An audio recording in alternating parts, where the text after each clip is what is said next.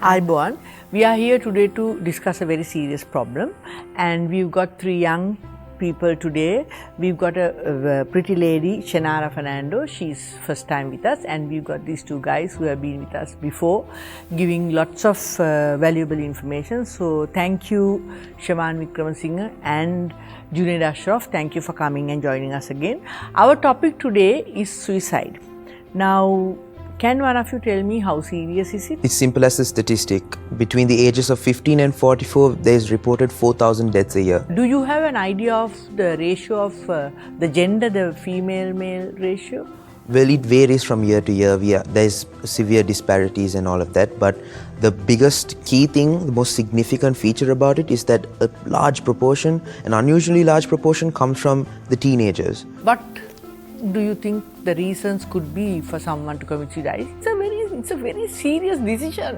One reason is peer pressure that we all face, and another reason is the family background and the pressure they are getting from their family as well as their friends and the society. What we see today is the primary cause of suicide.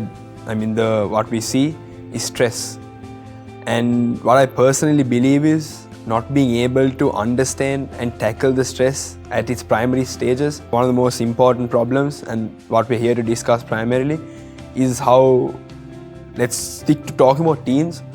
The main problem is how they are unable to reach out to their parents. So stress and depression as a whole is a taboo. Now, can you tell me what are the common problems these young people are facing to think of suicide? In Sri Lanka in specific, it's mainly school life. When you say school life, the stress of school life? So it's everything that comes along with it. The reason I say school life is because it's such a broad term that encompasses your studies, your education, the people you're around, and pressure parents and people put on you is one big issue. I don't know whether you can answer this, but when you say education, is it the studies itself, the subjects, or is it the demand to do well in the subject? It's mostly the pressure. So studies itself are not hard on an A-level or an O-level level, but it's what parents expect from us. Pushing our potentials and stuff like that is what mostly stresses people out. Okay, and then the second reason? The friends and the people who you are around. I think that's a big issue, where if you're not comfortable around the people you are, and if there are expectations amongst your friends, and if you have to behave a certain way, chances are that you're not going to be comfortable being who you are. That's a very serious situation. Who gives the pressure? Is it me giving myself the pressure, oh, I am not up to their level, or is it the friends who are saying, you are just ordinary, you are not one of us? So when it comes to college life, what society thinks is all the rich people are going to private universities and colleges. And let's say, when considering about myself, when I get into a college and others are like, they are expecting me to live to a certain extent, like live up to a standard. Yeah, so it differs actually. It's not what society sees. So tell me frankly, is that a reason to commit suicide? Is it that important for you to live up to other people's? Is it not lack of confidence in yourself? It is lack of confidence and listening to others and think what I should do is what they think and what they want. So who is at fault for making you think like that? Why are you pretending to be in a situation that you are not? If your parents are finding it very difficult to send you to college, but somehow they have made some arrangements and taken some loans and they are sending you to college, it's not a situation of depression. You should be very proud of it. You should be very proud of it, and you have to make sure that all your friends know about it. And you don't have as many new clothes as the others. Be proud of it. I am here today because of the hard work of my parents. I am very proud of them. So is it not possible? Does it not happen with people? It is possible, but in most of the instances what happens is, if someone gets into a college, they tend to think from the level of other standards. So they want to be in a group of people, and they have to be engaged. Are all the groups in a college, private college like this, where they pretend to be? I don't think so. No, but most of the groups are like that. there are some students who are like isolated during college, and it's really bad. I think it affects their mental health as well. The thing about friends is no real friend will essentially come to you and say you're not good enough. But deep down you usually feel that maybe to fit in I need to change certain behaviors, change certain things, do certain things that they do. The truth is, if you need to be in a position where you can be just yourself, and from that point onwards you'll be happy enough to continue living your life. Talking about the problems, are we looking at relationships and love affairs? Does that contribute as well or not much? It contributes, but what we're referring to is anything in general, like a daily life. That's the thing about suicide. It's very unpredictable. There is no specific cause. There is scientific research that can essentially prove that you could have no reason to commit suicide. It could just be the neurotransmitters in your head and how you feel and certain mental disorders that you have. There may be one thing that triggered you, but there is always a bunch of things just running around in your head and leading towards that one point. Because I think it's a very, very hard decision for normal people to even think about suicide. How do you get into this situation of I want to die, I want to commit suicide? Essentially, what everyone looks at is the state of depression, right? And depression is a mental disorder. It's an illness. It's not a problem.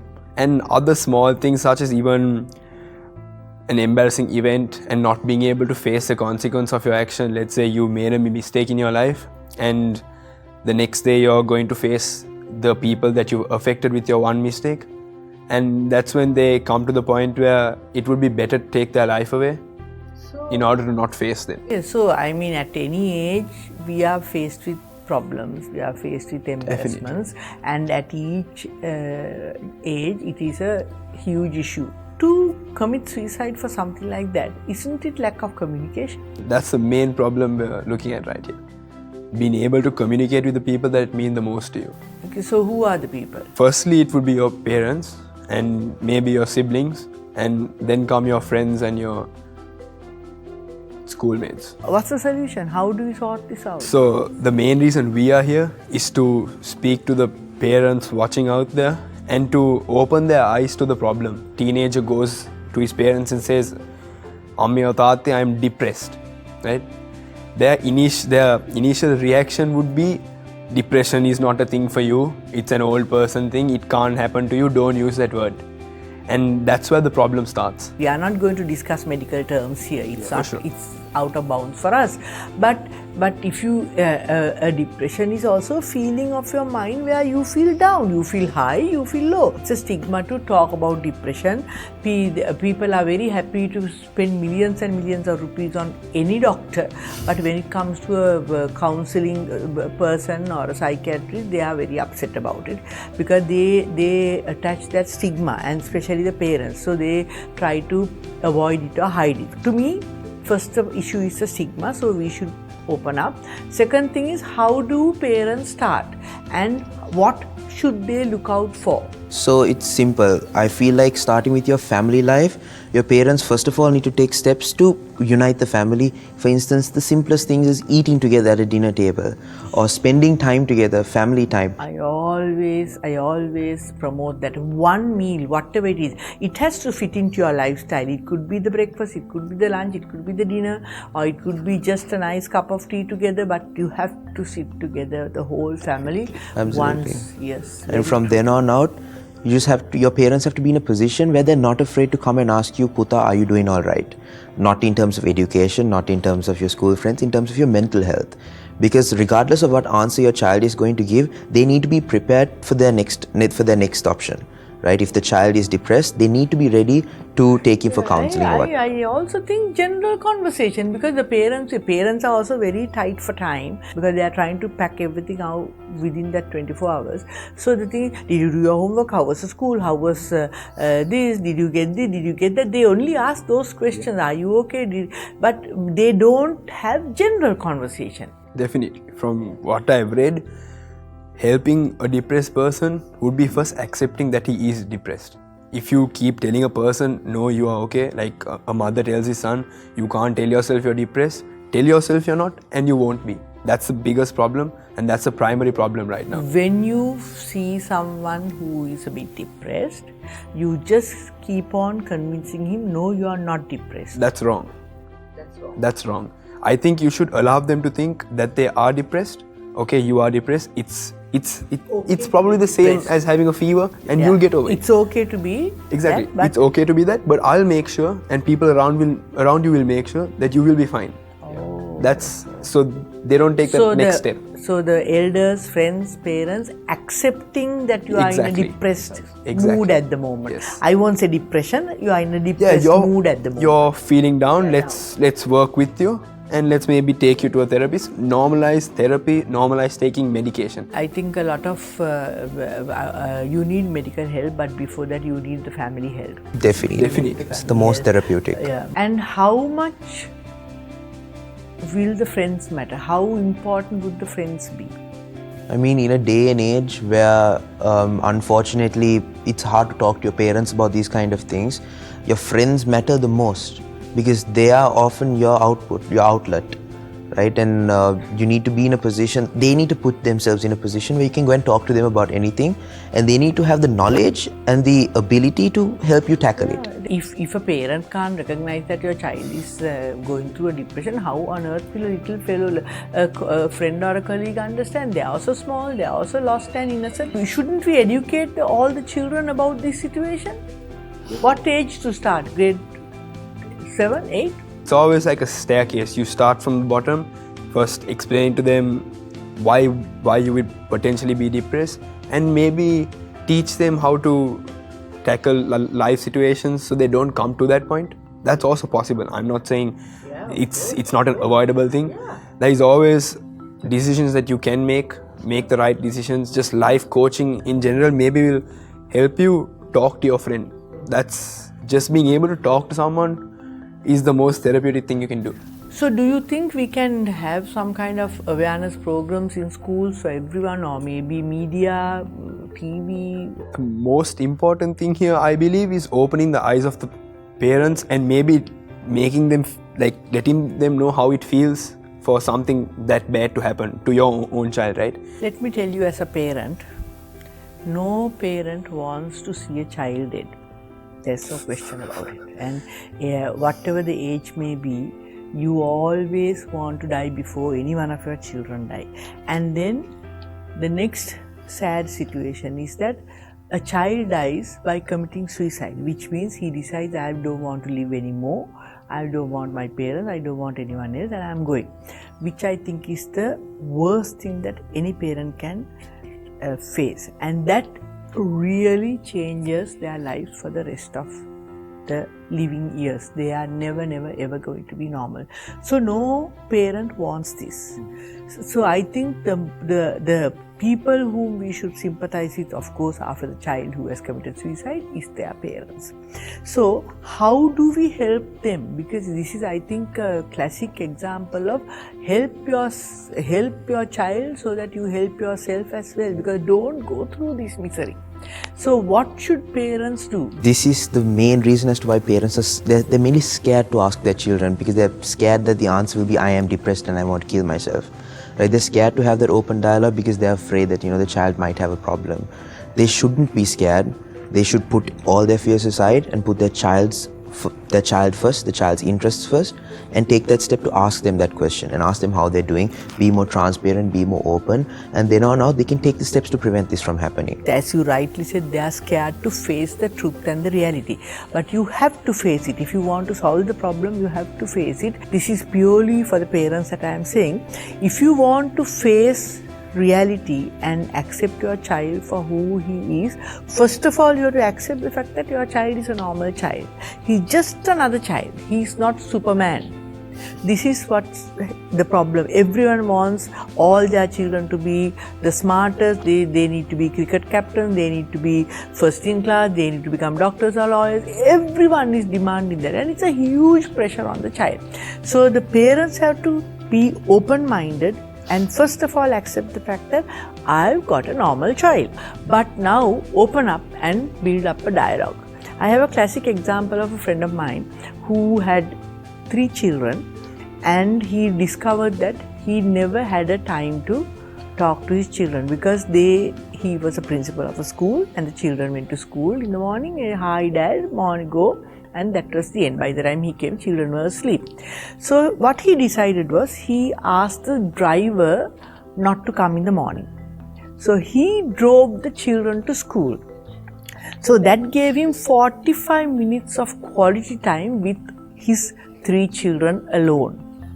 So it made a huge difference in all 4 of them's lives because they had the time to converse. So I think the parents have to understand and make the changes necessary to spend as much time as possible and make sure that they have not the scientific situation, just free-flowing conversation. You people have a complaint that the parents don't understand the children. Let me tell you from the parents' side, parents are also confused because they don't understand the children. So I think the dialogue has to open where they just live normal lives. You argue, you fight, you laugh, you joke, and you just live normal lives at least 1 or 2 hours a day. We are trying to say that the parents need to open up, and you are trying to say that the kids need to open up. But I mean, the parents won't open up if the kids don't, and the kids won't open up if the parents don't. So one of them have to take that first step. And as older people, I personally believe that it should be the parents who come and check up on them. It's not so much a first step, Junaid, it is more of a going back to normal life. As I repeatedly tell you, we are not specialists, but we are trying to introduce normal lifestyle where you have conversations, then do other things like meet your family, have a good laugh, get together, make sure your grandparents are meeting as often as possible. The stigma, it's a very fine line to me. Stigma is there. Depression is never to be glorified, in my opinion. I think that depression should be gently accepted, not glorified. So accepted and understood that is a situation to be dealt with. It's a situation to be dealt with. I mean, I have gone through so many issues in my life with so many different people in our family, and it's a tough time for about 1.5 to 2 years, where you have to be very smart and have good communication, take the right steps, handle it in a different way, right? So as an example, see, you have a problem. As your mother, you are not opening up so much with me because you are not feeling comfortable, so that's fine. But you are very close to my sister who is your auntie. So I have to very smartly make sure that my sister is communicating with you and you are opening up. So like that, we have to be smart in what we are doing. I think that's very important. So, and then of course, get professional help. I think especially for us parents and the adults, there's so much knowledge given to understand the current issue of suicide and the depressed state of mind of our children. So we end up our episode now. We will meet again next week with the same group of young people who have planned something very important to help our country and our teenagers on the pressing issues. A very big thank you to the Merino Beach Hotel and the management for this beautiful location. We are in their banquet hall, and we'll see you next week.